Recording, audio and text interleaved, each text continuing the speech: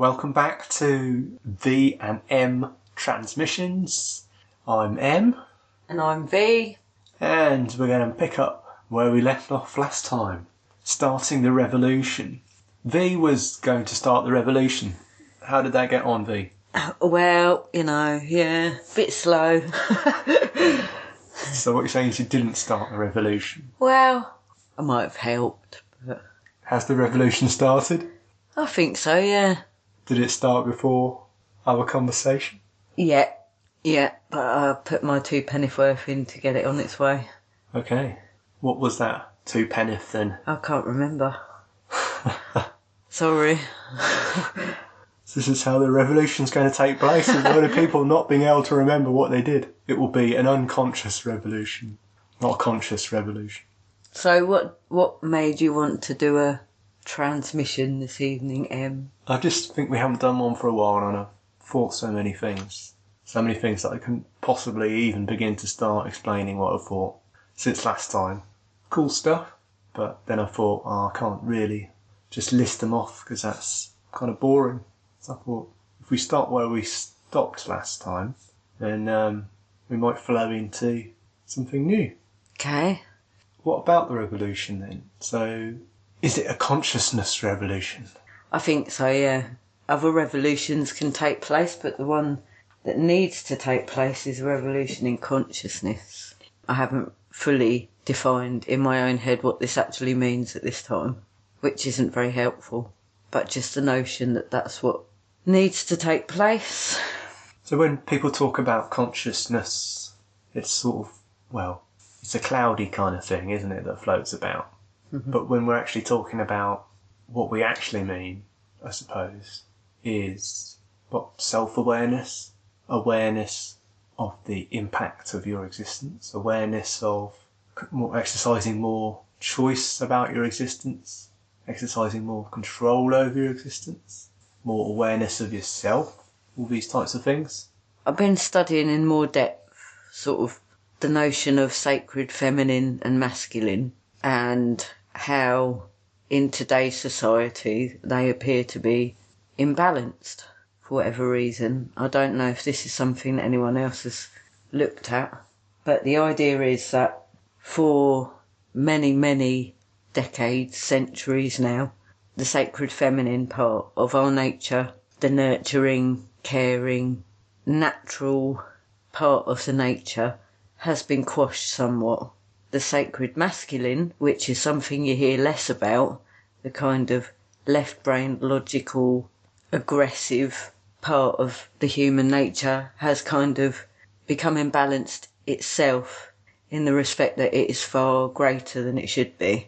And I think I've worked out that a revolution in consciousness would mean that both those things, the masculine and the feminine, would come into balance a bit more in everyone. Because I'm quite into the idea of the left brain and right brain and what they do. And I know it's a bit new age, and it is a bit new age bullshit, but it's hard to come up with different ways of saying it. And it kind of makes sense. It's the masculine and feminine side, gender within us all. And it's all very well being kind of illogical and kind of whimsical and spiritual.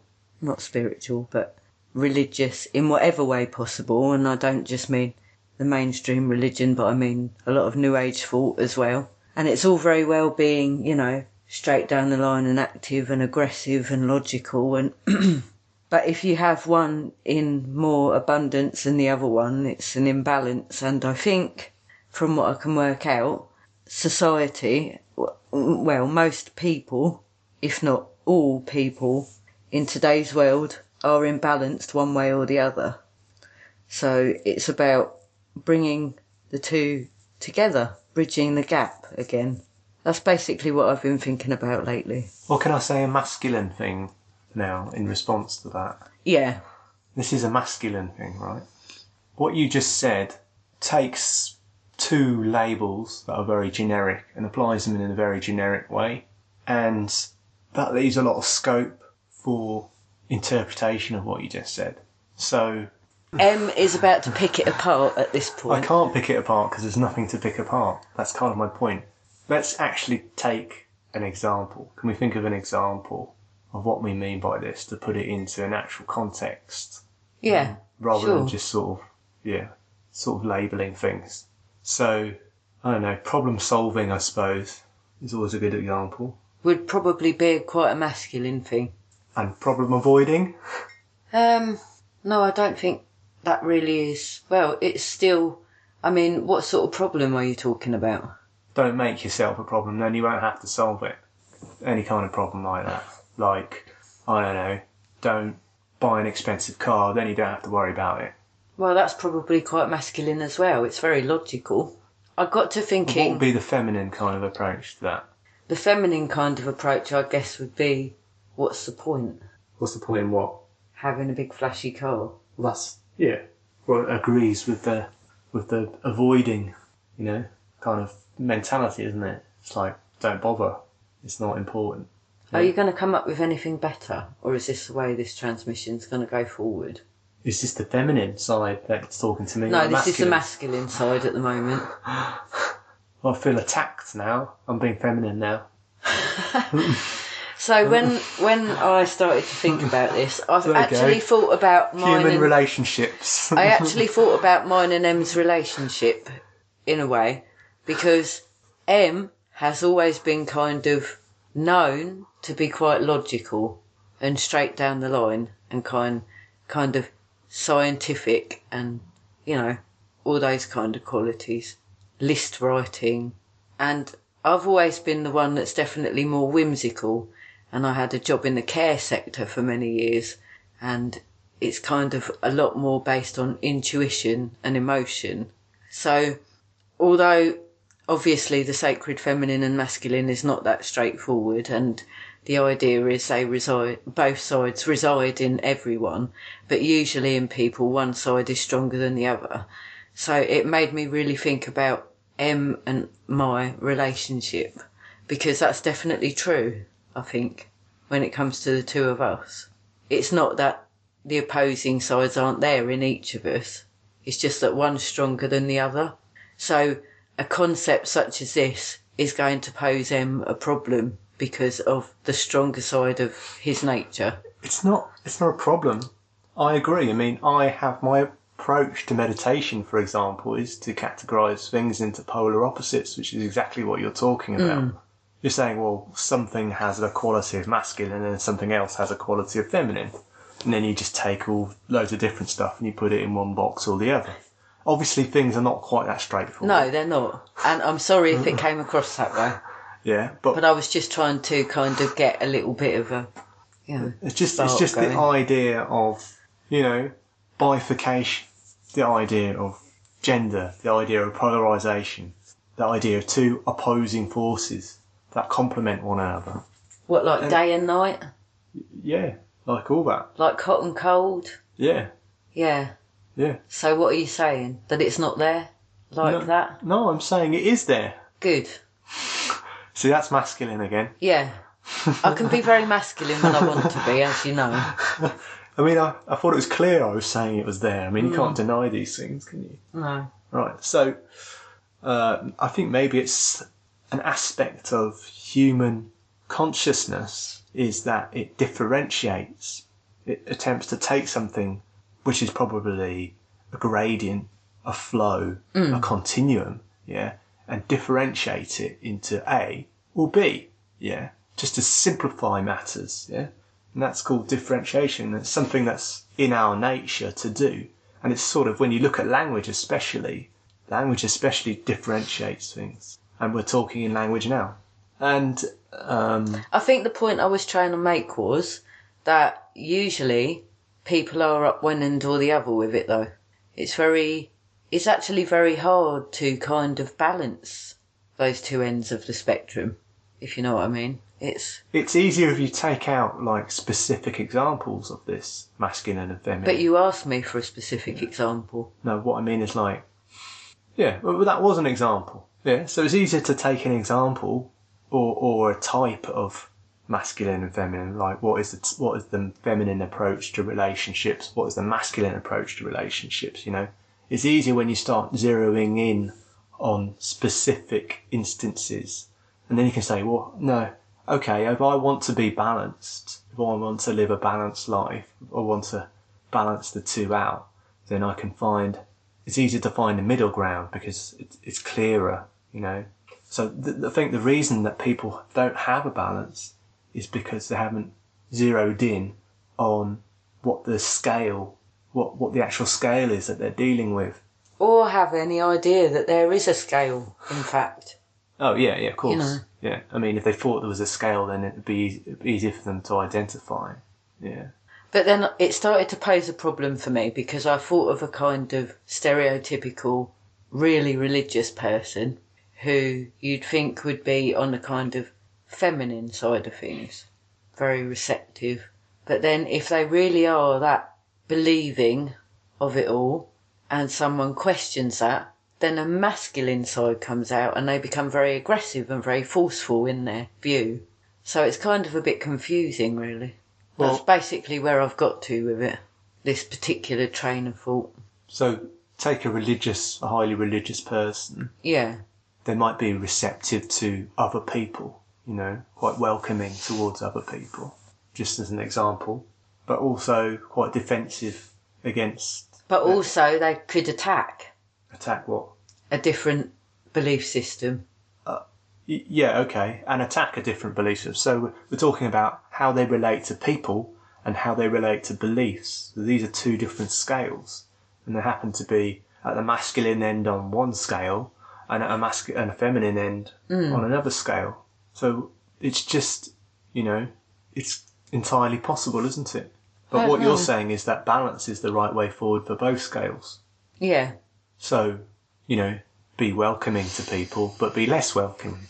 No, I don't think I meant it like that. I just mean the way we view things. It's a bit like a scientist really being quite forceful about there being no spiritual part of human existence. Well, it's only some scientists. Yeah. But having said that, there are very few scientists, top scientists in like the top of their fields that are religious people. You have to admit that. I don't have to admit that because I don't know the stats. No, I've looked at it, actually. I think there's like the really, really top scientists. I read an article on it a few months back where it said about how many of them actually have openly a religious faith, and it was something like 2 out of 100. I think there might be a reason for that, though. I mean, in science, you hedge your bets. You don't ever prove anything. Everything's theoretical. You only disprove things, really, in science. And anything else is sort of, you're hedging your bets. And you're always looking for possible ways to improve your understanding. And so, hedging your bets and disproving things doesn't really fit in with belief very easily. That does sound like something that a trained scientist is going to come up with, yes. And so, I think, obviously some religions are easier than others for scientists. I am thinking of Buddhism because of the methodology. So you sort of believe in the method in Buddhism. Whereas in other religions, you have to sort of believe in more. They ask you to have blind faith, basically. Yeah. So that makes sense. If you're going to be scientific, the scientific worldview is a sceptical worldview. It's rational scepticism. That's the kind of basic starting point. So it doesn't really fit together with belief that well. But then again, as I don't know the stats, I'm sure you could find examples of scientists who do believe. And I guess you could say scientists do believe in their science. And they do believe in the scientific method. Mm-hmm. So it's not as if they're without belief. It's just that it's not... It's not the belief that troubles me, it's the conviction. Like, to me, that's no different than a religious person saying that their truth is the truth and nothing else is true. That's what a scientist does, but like you just said, it's all just theory. They don't actually know it to be the ultimate truth, but they still have that state of conviction. I think, this is a mistake that's made possibly by scientists, but more so. Oh, but it's scientifically proven. Yeah, but more so by those that promote science, popular scientists, shall I say, those that teach science, and those are the ones that obviously you and me come into contact with on a more regular basis, and they're the ones with the more dogma around surrounding their science that they are promoting, I would say. So yeah, I see it a lot, you know, the media, the scientific media, the scientific, and the more it goes down the chain just to the normal person, the more dogmatic it seems to be. Whereas I think originally, when it started, it's a theory, and it's not dogmatic. It's just that we haven't got anything better, and this is the only theory that seems to be standing up against all the punishment that we're throwing at it, i.e. trying to disprove it. Because that's what science is. You just make a theory, and if it stands up against being whacked, then you stick with it, basically, and you still whack it, and then you get tired of whacking it, and then it sort of becomes established. And then maybe like 100 years later, someone comes along and whacks it a bit more. Then it destroys it and comes up with something else. Yeah, but that's not strictly true, because at the moment we've got two strains of physics that are running side by side that seem to kind of basically contradict each other. But one seems to be good for one thing, or some things, and the other one seems to work for other things. Actually, there's more than two. There's three I have in my head at the moment. At least three. So how does that work? Well, you know, if they could come up with a way of describing quantum and, well, basically things the size of the universe and things the size of particles at the same time, I'm sure they would. But the fact is, it's a long, long, long way. It's a long marathon, you know, and it's difficult to find out whether any of these, like, string theories and whatnot, I meant actually sort of Newtonian right. physics, and then Einstein's theory of relativity, and then obviously quantum physics are the three that I was thinking of. We're talking about scale here, so we've got everyday scale, that's Newtonian. Yeah. You've got big scale, that's relativity. And you've got small scale, and that's quantum theory. Yeah. And both... But in a sort of spiritual sense, and spiritual teachers would say it's the macrocosm and the microcosm, as above, so below. Does not seem to So work if like scientists kind of just push that aside and don't look at it, I feel like maybe, just maybe, in my very novice viewpoint, they might be missing something that's of course they're already missing been something. said. They know they're missing something. That's already been said. They might have already been said, Yeah. but then which one of the many things that have already been said is it?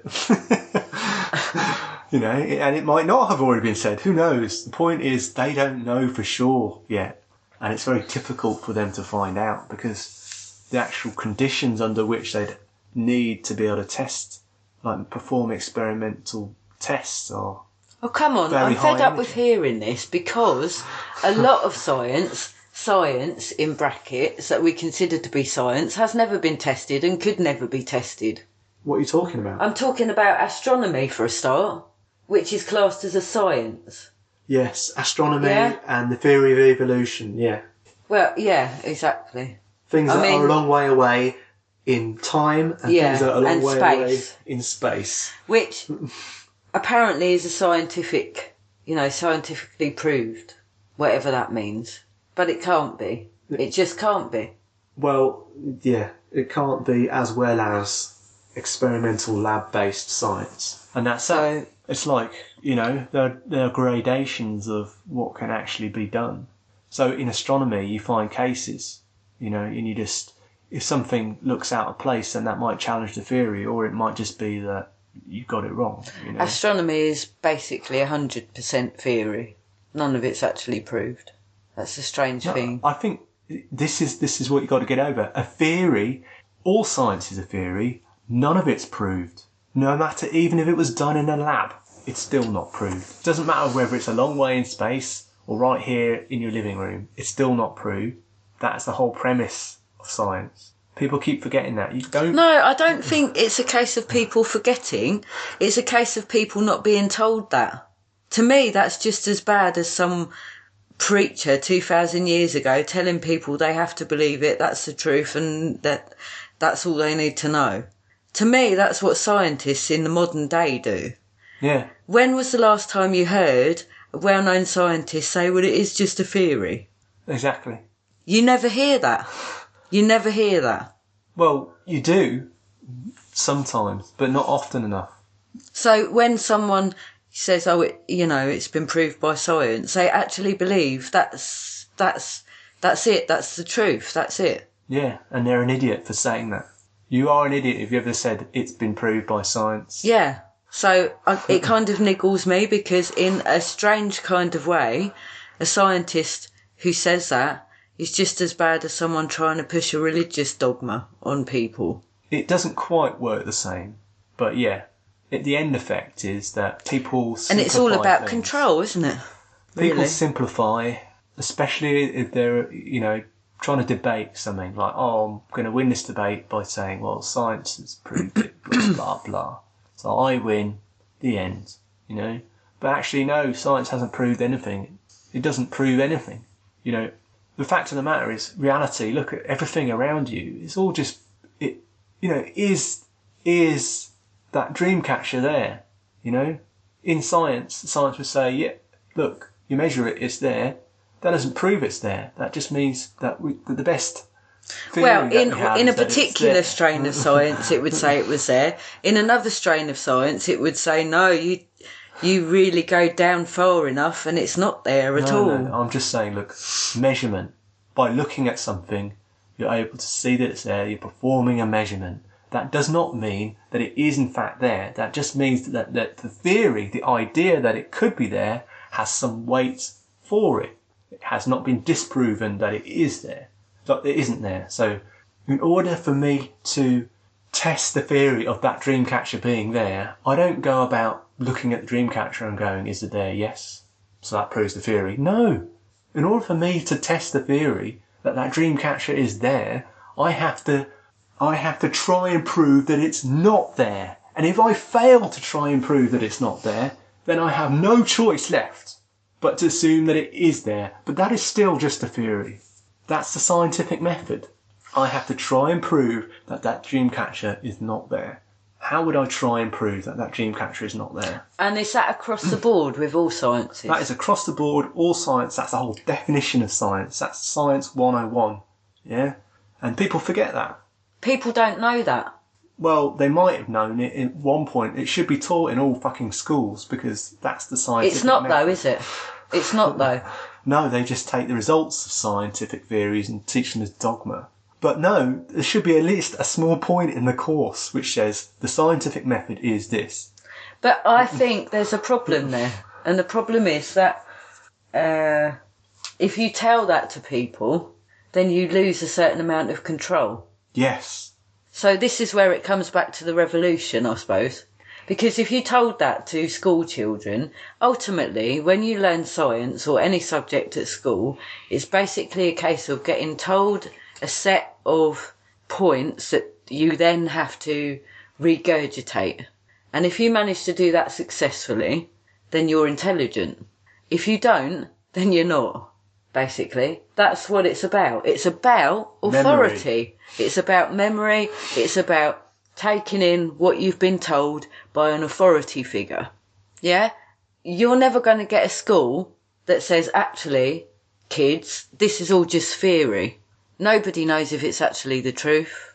Make of it what you will. No, I mean, it's not. You're not going to get a school saying that, are you? Especially a state school. You will. There's a lot of scope for saying, look, we're going to do an experiment and you're going to find out the results of this experiment. Of course, experiments can go wrong, especially with school kids. Flipping it. I remember my physics teacher always used to do experiments at the front of the class, and they always went wrong. And he had a degree in practical physics, yeah, which is basically experimental physics.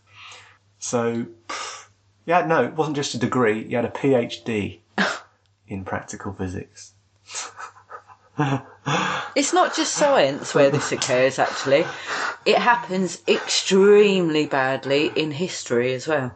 Oh, well, and I remember that. Oh, my God. Doesn't, I mean... and obviously RE. Archaeology maybe is a science, but history, I don't think anyone is claiming is a science. But having said that, at school, when you're taught any area of history, it's taught to you like it's a fact. That's it. That's what happened. I think you can apply the scientific method to all walks of life. Yeah, you can say, I am going to try and disprove that something is right. Yeah, I'm going to try and disprove the hypothesis. I'm going to try and disprove that, I don't know, the Allies won the Second World War. That's what I'm going to try and disprove. If I couldn't find a way of disproving that, then I'm sorry. Whatever. You can edit that if you want. My point is that you can take anything and go, right, I'm going to try and disprove it. Anything in history, anything in the world, anything you like, I'm going to try another thing that I've covered lately. If I fail to disprove it, I have satisfied myself. Another thing that I've covered lately as well with history is that, let's take the World Wars, for example, and the fact that on a certain level, people were told that there's this side and this side, one side and the other side. But if you scale it up to the people really in the know, like the big bods at the time, you find out all kinds of information that you just would not have been told at school about the wars. And I'm talking about the business end of it. You're told quite a lot about the military side of things, but if you look at the business side of things, like who was making money out of it and stuff like that, you start to realise that actually those sides don't really exist. That actually there's people on both sides making money, selling arms and stuff like that. So the history at school I've written off, and I enjoyed it, but I've realised in later life that actually it just simply isn't the truth, that there's far more to it. There's far more to lots of things. The thing is, you can't be in the know, really, because you don't have an infinite amount of time at your disposal. No, but I think that what troubles me is that, and I think this troubles a lot of people, is that the mere fact that they don't even say to kids, or indeed anyone who wants to learn, look, go and study it for yourselves, look into it, really look into this stuff, and you'll get it, or you might have more of an inkling. They just don't say that. By not telling people to do that, they're actually, have control over you. Knowledge is control. Yeah. Like, I think if people realise that the Americans funded Hitler and the Nazi Party during World War II, and the English did, they might think differently about the whole situation and stand back and think, what the hell was that? And that's the truth. You've got Henry Ford, the car maker, selling military vehicles to the Nazi Party during World War II and shit like that. And all kinds of stuff that went on behind the scenes. We're not told that because, we're supposed to be divided. It is an old adage. It's like divide and rule. But the truth of the matter is, at the very top, there is no division. I'll tell you something else. And it's business. I'll tell you something else that'll blow your mind, right? Fanta, the drink, yeah? It was invented in Nazi Germany. Did you know that? No, I didn't. No? There you go. Well, what happened was the Coca-Cola company... Coca-Cola, anyway, yeah. The Coca-Cola company in Nazi Germany weren't able to get their, whatever Coca-Cola's made from, cocoa beans or whatever, some beans, yeah? They couldn't get it anymore, right? I have no idea what it's made from, to be honest. Bullshit, isn't it? Sugar? No, they could get sugar, but they couldn't get the bean, cocoa bean or fucking thing Coca-Cola's made from. They couldn't get it. So they had to come up with a new drink, and they came up with Fanta. Fanta was based on... The name Fanta was based on the fact that the guy that was trying to think up the name, who was in charge of the division who was trying to think up the name, just said, use your imagination, use your fantasy. So they thought, Fanta, yeah, there you go, fantasy. So there you go. It is, Fanta means fantasy, it means imagination, and it's a drink made in Nazi Germany. So there you go. We're all just walking around drinking cans of Nazi juice. Anyway, I thought I'd sort of throw a spanner in the works there. But, So what I'm saying is, I feel like in society, division only exists at a certain level. Like, the way I see it is, on a one-to-one basis, if you were to meet someone of a different race, different nationality, different religion, you'd still have a conversation with them. You'd still be relatively polite, I should think. Not if they didn't have the same language, you wouldn't be able to talk to them. No, but, and we know in a lot of countries, especially in Europe, the UK definitely being one of them, it's quite multicultural now. And most of the time, different cultures and different people are able to live together in relative peace. It is possible, we know that. So at a very low level, division isn't so evident. And at a very high level, division just isn't there. They all know what's going on. It's only the middle bracket where the division lies. And when I say the middle bracket, I'm talking about like countries. And that's control. Lots of things are control. Isn't it? Yes. Got anything to say about it? Yes, I have some interesting points to make. Yeah. You are currently controlling all the cells in your body. Well done. And if you did not, you'd be a puddle of slime on the floor. But that doesn't seem to display a lot of faith in the human being, though, does it? I mean, is it inherent that we have to have authority and we have to have people that are kind of destined to be authority figures and then everyone else has to follow? Is that what you're saying? Ultimately. What I'm saying is that control is part of human nature. Yeah. And all But what's I think it's gone to an criticising extent which is ridiculous at this point, though. Yeah, but that Like, was it's bound boiling down to everything we do. Yeah. Basically. Everything we do. Even what we can say and what we can't, apparently. Not that it makes that much difference to me, particularly. So, although I get your point that a certain amount of control is necessary to sort of, you know, be fair, I suppose. To make things work. Yeah, to make things work. Now, it's just gone completely crazy. I don't know. And it's stifling, I think. And yet here we are, speaking our minds on the internet.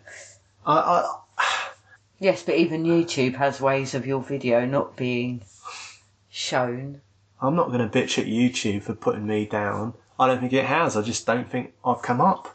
No, obviously us two, no. But I've heard talk about this from some big YouTubers whereby their videos, if they're saying something that sort of is against the system, as it were, the paranoid ones, people aren't notified of them and they're not put on, you know, on the sort of homepage when people log on, even if they're subscribed to them, and they don't get notified that such and such has made a new video, which is the way it always was before.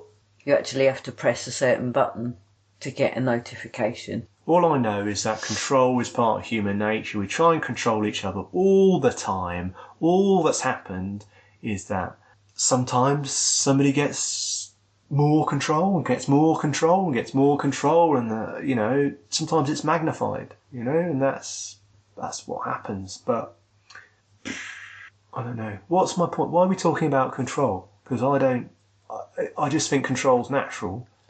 A certain amount is, but not this level. Yeah, but how do you know where to draw a line? I think I could draw the line at someone like the Rothschilds. No, that's a long way. Yeah, a long way before that, maybe, would be a good idea, don't you think? The fact is there isn't a line and no one's there to draw it or enforce it. There's definitely someone there to enforce it. Who? The Rothschilds.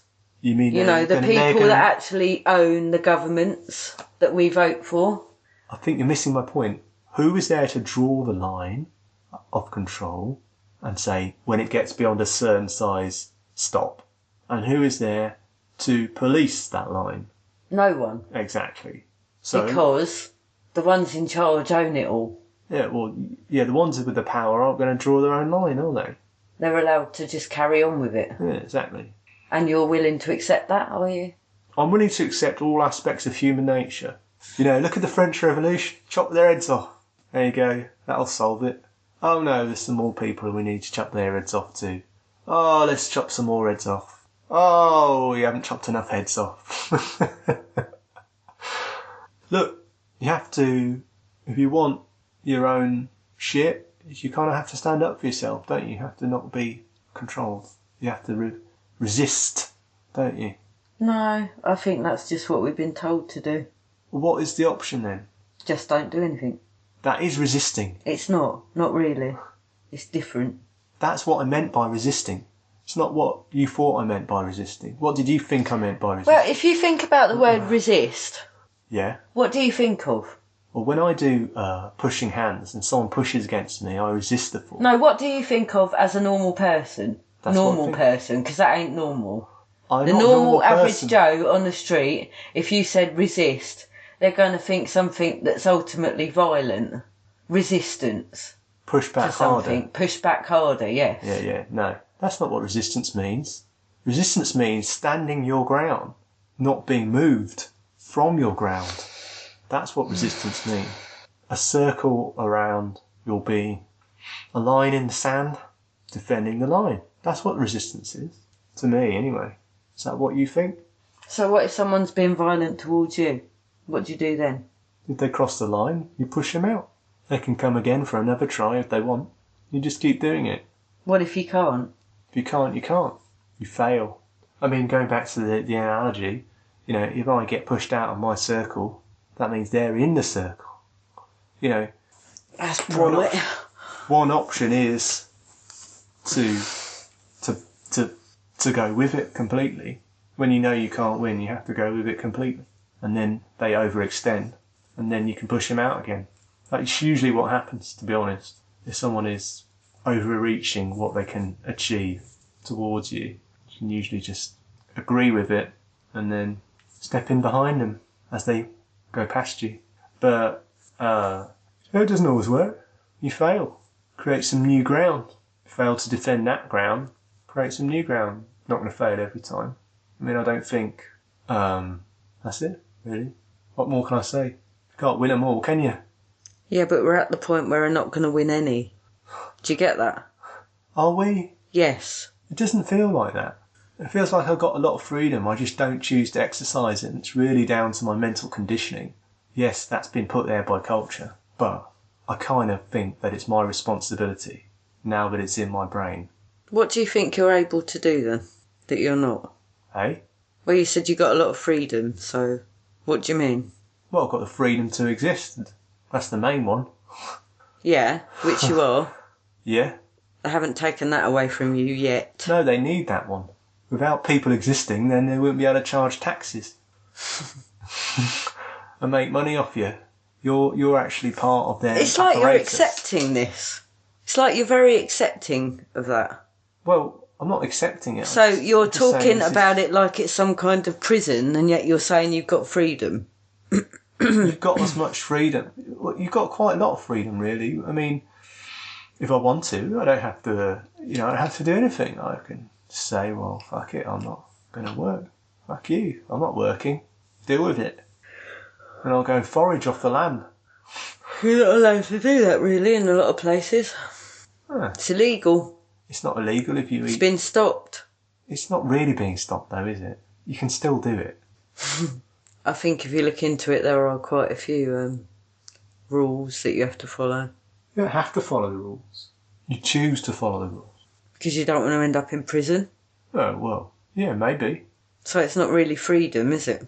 No, you could choose to break the rule and end up in prison. But why would you want to do that? Then you wouldn't be free. You wouldn't be free, but they'd be paying for you, so you wouldn't have to lift a finger. You get all the time you want to meditate. I mean, it sounds brilliant. Great. So that's, anyway, this is just what I think. What do you think? I think it's quite pessimistic, what I think, actually. Go on then. I think that there is a certain group that's in charge that has control over things like the government and police force and the forces. And basically, if you vote for a certain party to come in, it doesn't mean jack shit, because the government aren't the ones controlling everything. Really. They're going to do whatever they're told to do from above. So the idea that we have any kind of free will or freedom, I think it's ridiculous, to be honest with you. As far as society goes, we have freedom about the little things, about what we want for dinner, or where we choose to live even. It's a relatively small fry. But anything bigger than that, no. Such as? Such as actually living the way we all want to, not having to pay taxes or stuff like that, not having to pay for basic things like water. Just collect it from rainwater. Yeah, but what I'm saying is, that's not liked, is it? Like, if you're a gypsy and you go and park your caravan somewhere, you're not allowed to do that. They will actually evict you.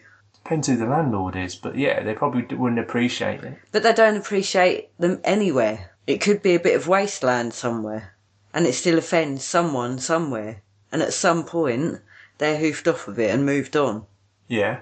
And the idea that people living tax-free, rent-free, living off the land, just being free, offends people. Yeah. Doesn't it? It does. Let's be honest. No. And why does it offend people?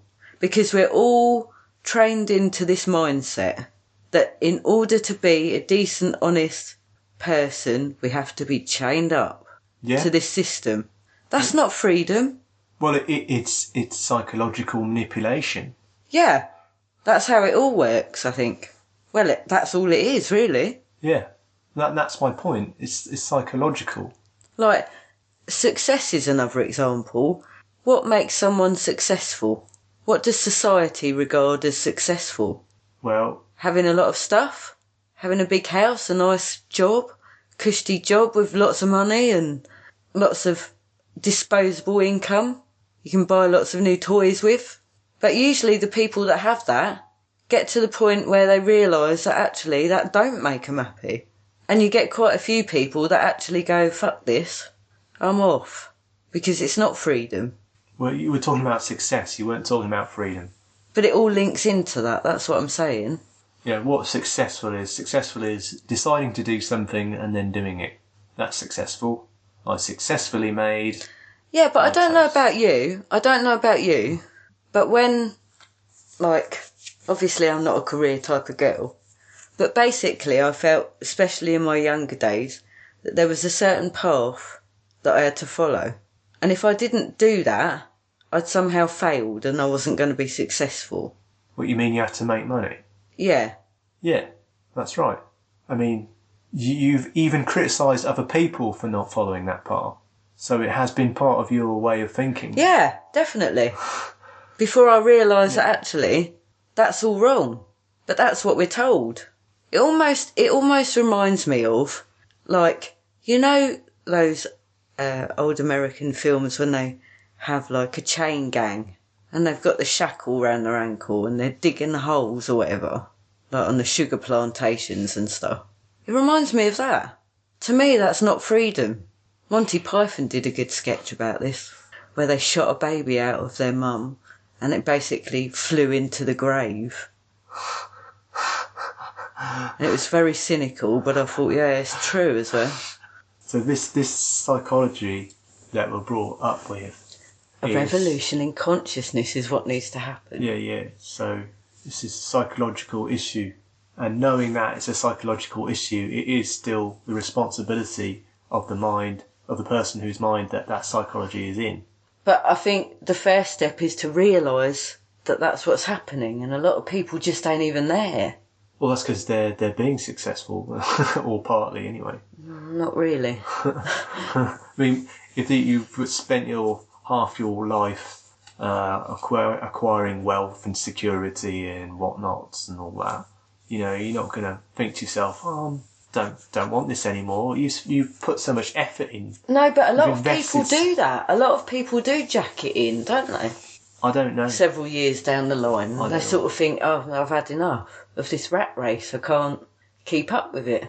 Well, maybe. But what I'm saying is the people who haven't reached that point are going to be thinking, I put so much energy into this that I can't just quit, you know? Yeah. There's that idea of you've invested so much into something, you don't want to back out, because then that means that you were an idiot to invest in the first place. I mean, it's psychology again, isn't it? So, practically speaking, what's to do? If we meditate, we can release ourselves a little bit from our own... Yeah, I think that's helped. Stupidity. Yeah. I think that's definitely helped me. You know, and actually try to redefine the psychology that exists within ourselves to maybe let it go, start to let it go, and we can, educate others about alternative forms of different lifestyle that we can live. Start to live a different lifestyle. If we are successful, tell other people how we did it, make examples of ourselves. I think that is the key as well, is that lead by example rather than try and force things on people. It's about more and more people trying to just, lead by example. Because I think get your stuff out there. That's why people do behave this way, this kind of conformist kind of way, is that we know it's going to work. You got an example, you got a model. It's going to work in some respects, yeah. Yeah, you've got an example, a model, a person, an idol you can copy. You just copy them, and you know that mechanism, that path's already been trod. You're just going to copy it, So that's why it's important, I think, for people who do manage to successfully live some form of alternative lifestyle to give details and show other people how to do it, so people can copy them, because it's natural, I think, for people to copy. Yeah. And that's all culture really is, just people copying each other anyway. That's how it works. Yeah. So what about us then? I think that the problem with M and I is that we're basically drifters. We're basically dreamers that as a couple find it very hard to set anything in stone. Just not very good at it. So the things that have happened because we haven't planned anything else to happen, I guess, really, more or less. And I'm definitely interested in learning certain things, even doing certain things. But yeah, I think I've said this before, it's all about drive, really, isn't it? Yeah, but this is when we're talking about drive here, we're not talking about what we normally consider drive is to be gaining. We're talking about drive was to be losing. And there's a difference. Because you don't really need to drive to lose, you just need to release. Decide to release. Whereas you do need to drive to gain. You do need to push to gain. I think you just need to release to, really. I think a lot of the reason why it doesn't move forward at a quicker pace is fear as well. Got to be honest. Why what doesn't move forward at a quicker pace? Some of our ideals in our personal life. I don't know what they are. No, I don't think they've been well enough defined even. That's just us, isn't it? But I think minimalism That's definitely something that's caught my attention in the last couple of years. You can put minimalism to nearly everything we're saying. You can just say that's a type of minimalism. Oh, we're minimising our beliefs. We're minimising, if you're talking about deconditioning, you're minimising your beliefs. Oh, you're minimising your stuff. You're going to minimise your consumption. You're going to minimise your clothing. Mm-hmm. All this is just driving towards a different lifestyle. Yeah. And minimalism is not, as we know, is a process. Mm-hmm. And it's a process of taking off layers. And it's a process of releasing what we're holding on to, not trying to get more. Yeah. So that's all it's really going to take, just to release. I was in the car today at lunchtime, just sitting there looking out at the field, and I was thinking, what could I eat? What could I eat here? There's some trees, didn't fancy that. There's a lot of grass, meh. I was wondering, can I eat grass? But then I noticed some nettles. I thought, yeah, I can definitely eat nettles. I looked it up on the internet, you can definitely eat nettles. And there's loads of nettles. So actually, there is a food supply of a form in nettles. And then I thought, what else could I eat? I don't know in fact, but I know how to know. I could just sort of try a little bit and see what it tastes like, and see how I felt about it, and whether I wanted to eat some more, whether I thought it was possible to eat some more. Psychedelic trip coming up. And I sort of looked around and I thought, well, yeah, this isn't too bad. Not everyone could do this. Not everyone could do that, because really there's too many people in this country and there's not enough things that grow from the ground that we can eat.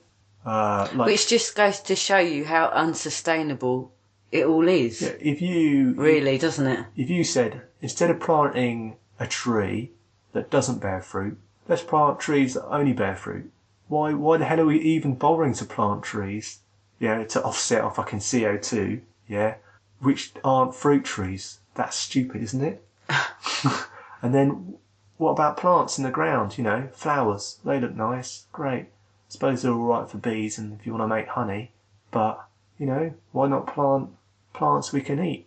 Why not have bushes of basil and rocket and spinach just growing all over the place? Yeah? Like nettles are not too bad, you can eat them. Anyway, a lot of the bushes in the countryside are blackberry bushes, aren't they? Yeah, blackberries. Exactly, brambles. You wouldn't think, oh yeah, I can eat brambles, but no, at a certain time of year, you've got blackberries. And they're all over the place. Then there's insects. Mushrooms. So, and then there's, you can collect water quite easily in this country.